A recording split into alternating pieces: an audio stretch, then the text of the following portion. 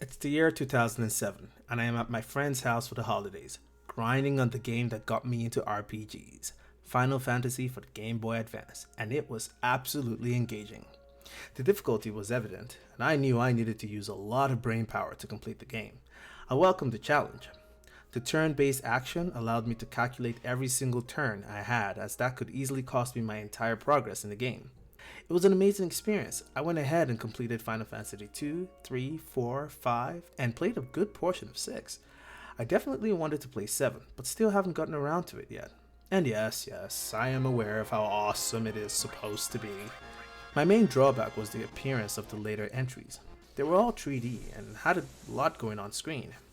This is fine if that is the direction the developers wanted to go, but I prefer the 2D action, where the focus is more on how to defeat the enemies you encounter rather than the graphics and the amazing effects. Octopath Traveler, however, was just the game I had been looking for a very long time. It felt absolutely refreshing finally playing a game identical to the original Final Fantasy games I grew up with, coupled with amazing effects and music to remember.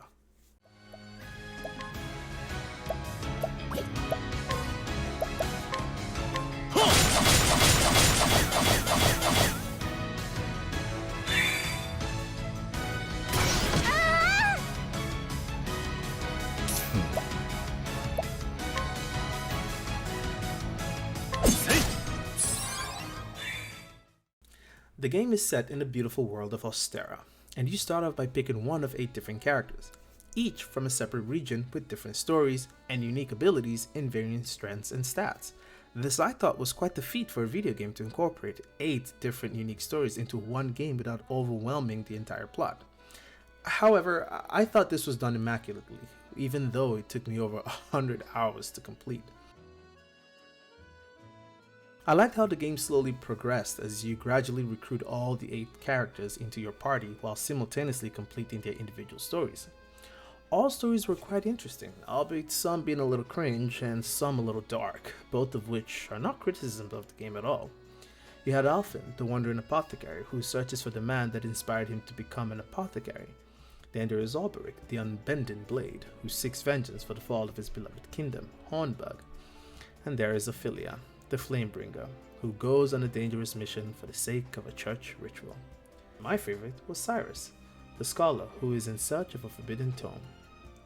The game tries to make up for the isolated stories of each character by having certain scene prompts that expose the relationships between the characters as they spend more time together accomplishing each character's storyline. The appearance of the game is so beautiful for what it is, and the different scores throughout the game captured every unique location, town, and enemy encounter in such an amazing way. My favorite is that of Victor's Hollow.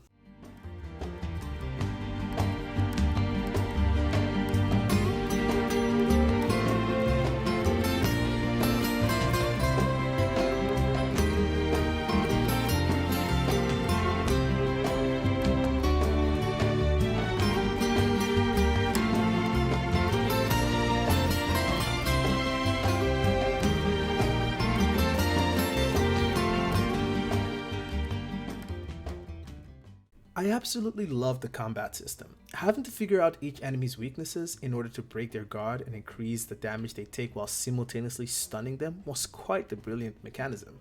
The managing of boost points or BP during boss fights were key to victory, and it did take a while to get a hang of it.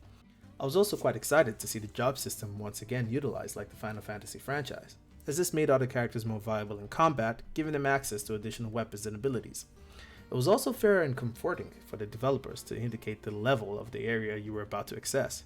This ensured you worked towards leveling up your team before you were faced with an impossible opponent when you were not ready for it.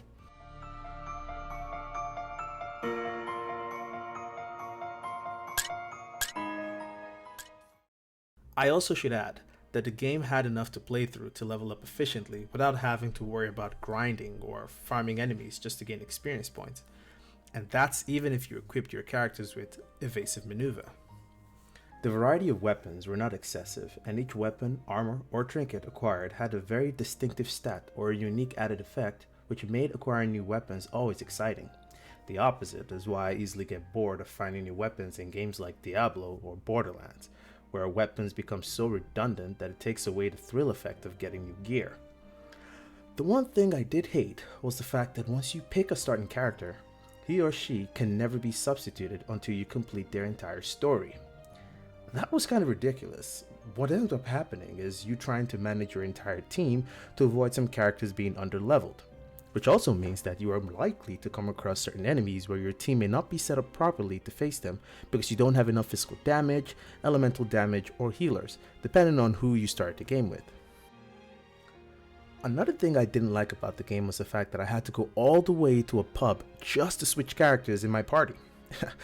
Now this wouldn't be too much of an issue if each character did not have unique abilities, which you may need to open up a purple chest you left in a cave only to get an item that you may never need, or challenge some asshole to a duel only to get absolutely beaten up and hurt your team's reputation, or escort some dumbass to the wrong location because you misunderstood the information given to you on a side quest. Yes, those moments were quite frustrating. The inclusion of side quests was also a good addition to the game, which sometimes required a bit of work or critical thinking to solve, using the unique abilities of the protagonists. They were also quite rewarding, granting your squad some leaves, which is the game's currency, broken ass weaponry, and permanent stats. If you really like side quests in a video game, then this is the game for you. There are a ton of them.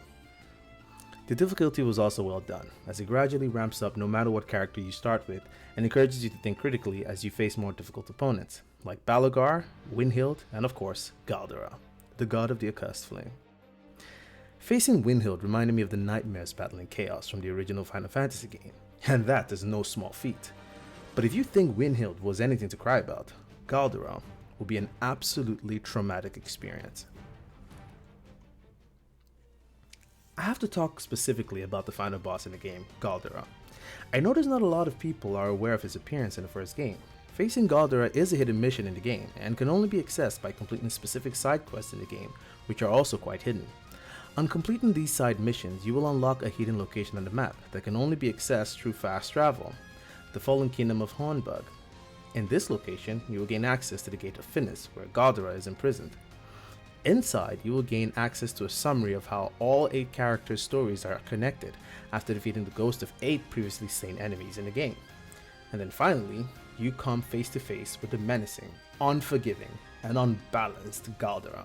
This fight is absolutely unfair and stressful, and if you die at any point inside the Gate of Finis, you will have to replay the entire stage all over again.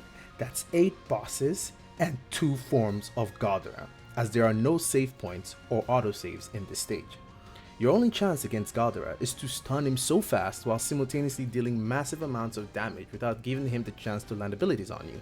Basically, the longer the fights go, the more difficult it gets. Just a tip, you better stack on BP items and figure out a way to use them during the fight, or there is no chance beating Galdera.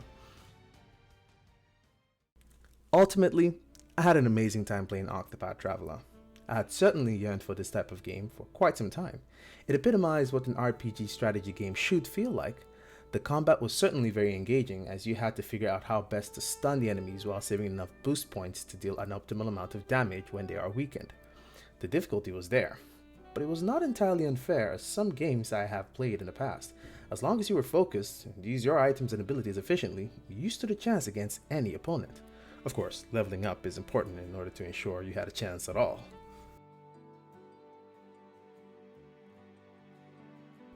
Overall, I give Octopath Traveler a solid 9 out of 10.